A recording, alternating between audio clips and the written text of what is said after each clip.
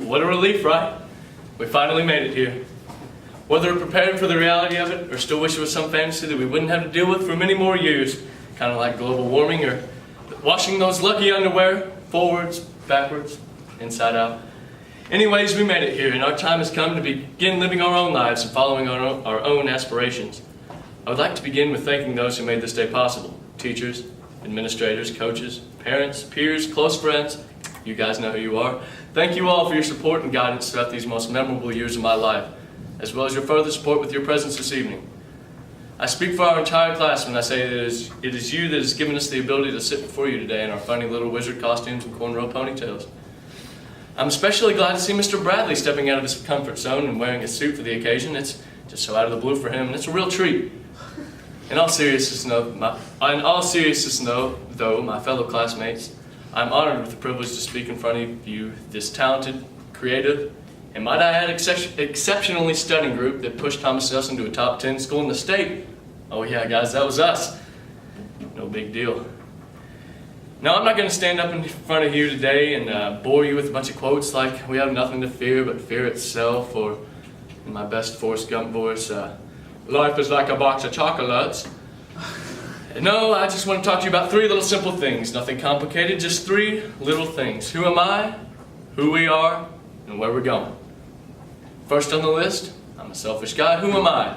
During my early years of school, the answer to this question was as oblivious to me as it is to the strangers I see in this room. I was a quiet, reclusive little weirdo who focused on making good grades and ultimately going unnoticed. Don't get me wrong, I had a few friends that came from middle school and even met a few close friends through my brother who was luckily a senior at the time and knew the ropes. I hardly branched out, however. I secluded myself to what I was comfortable with because everything seemed so foreign and in many ways intimidating. I was a part of the soccer team and drama department, and to this day I'm grateful I pushed myself to open up in those environments because it allowed me a sense of belonging. I remained in these two specific extracurriculars all 4 years of high school. I gained lasting memories and made lifelong friends. I overcame challenges and taxed my brain for countless hours on how to improve and become better at the things I enjoyed the most. As we leave this place, we must remember to keep these kind of desires in our hearts. The desire to try new things, meet new people, and go new places because you never know what they may have in store. We must have the passion to better ourselves in what we do so that unexpected obstacles, when they occur, we can conquer them more easily. But peers, listen to me when I tell you that some obstacles will stand at enormous heights, and some aspects of life are going to knock us to the floor. For example, my junior year of high school, as our team had become very close and we were a talented group, we finished out the year with a solid season and accomplished what we planned to do, make it to the district championship match.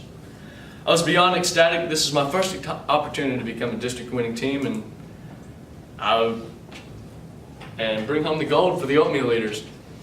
Well, not only did I fail to bring it home for you guys that year, we got destroyed by 5 goals while doing it. I was humiliated, beaten down, and thoroughly disappointed. So close, and yet so far. To Bardstown, of all people. They didn't even know the difference between a football and soccer field. They used the same field for both. Life had kicked me to the ground and spat on me after that. But just as every good story goes, there's a happy ending, because when senior year came around, we were a more driven and caring group. We pushed each other more. We pushed each other as much as we pushed ourselves because we refused to let our shortcomings of the past define us as a team.